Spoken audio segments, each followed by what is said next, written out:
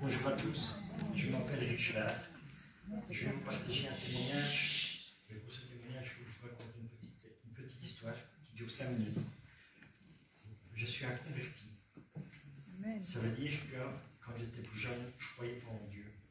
Quoi que ce soit. J'ai très mal tourné, je suis devenu un drogué. J'ai vécu dans la rue, un voyou. Un jour, j'ai fait, moi c'est ce que j'appelle une mort.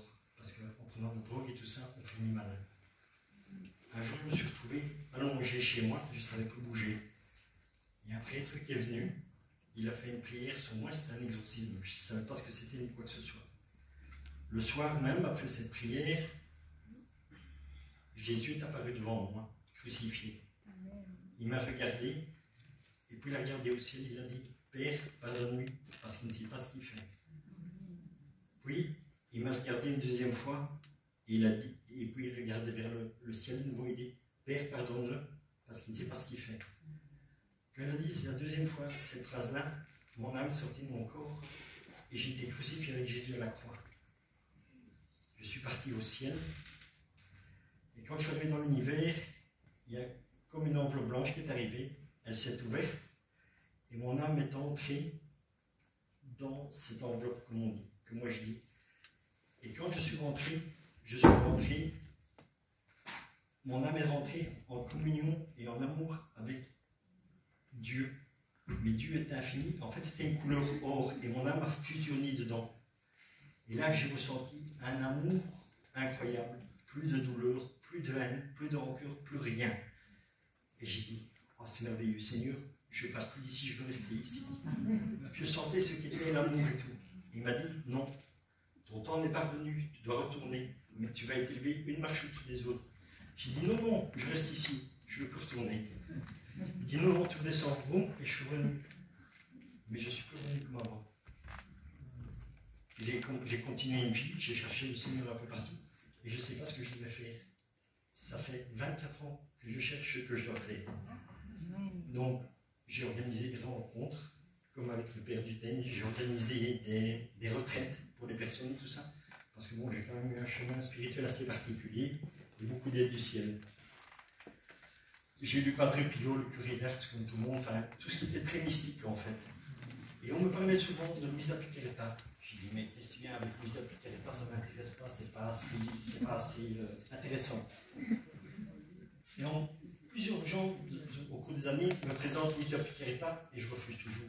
Un jour, un ami en France m'a envoyé une vidéo, Père Dominique Duthène, je ne connaissais pas rien du tout. Dès qu'il parle, Luisa Piccarreta. J'ai dit, c'est pas possible quand même. Encore elle. Et la grâce que j'ai, c'est que je sens quand une personne est touchée par l'amour de Dieu, parce que je le ressens en moi. Et quand j'ai entendu le Père Duthène qui prêchait et qui parlait, je sentais qu'il était vraiment touché par l'amour de Dieu et qu'il y avait quelque chose de particulier. J'ai dit, ça me casse tellement la tête, je veux savoir. Je vais prendre le livre de Luisa Piccarreta et je vais lire pour savoir. J'ai commandé tous les volumes qui existent en français. En un mois de temps, j'ai lu les 10 premiers volumes. Et je ne revenais plus à sortir de là.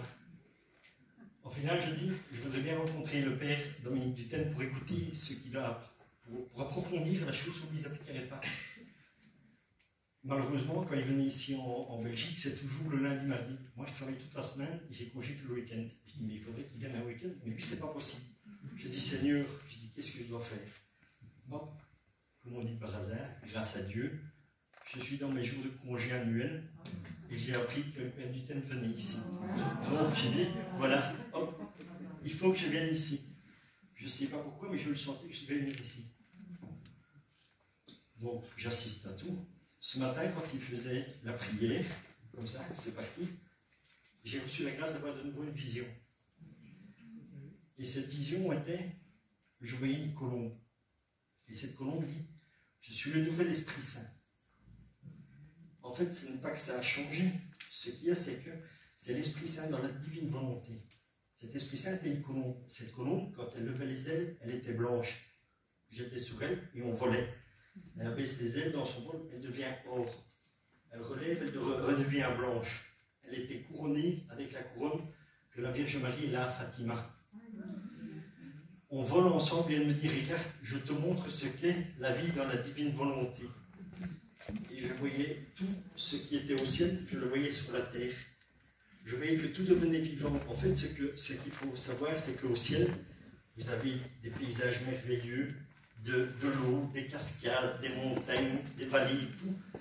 Et tout ce qui est au ciel, en fait, est lumineux et vivant.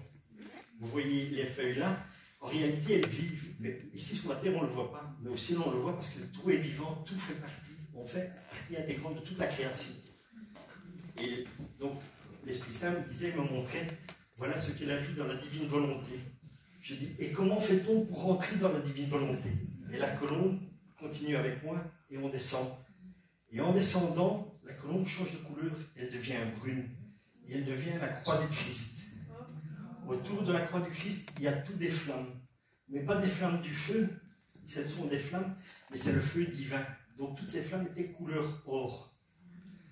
Et la colombe donc descend, elle devient brune, toutes les flammes sont couleur or, et c'est la croix du Christ.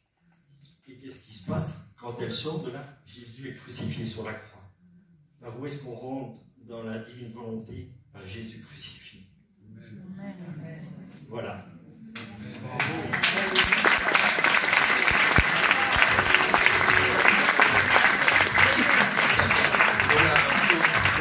Richard de se tourner, montrer son dos. Voilà comment Saint-Michel-Archange a vaincu le démon, comme il est entré maintenant dans la divine volonté. Merci pour ce beau témoignage, Richard.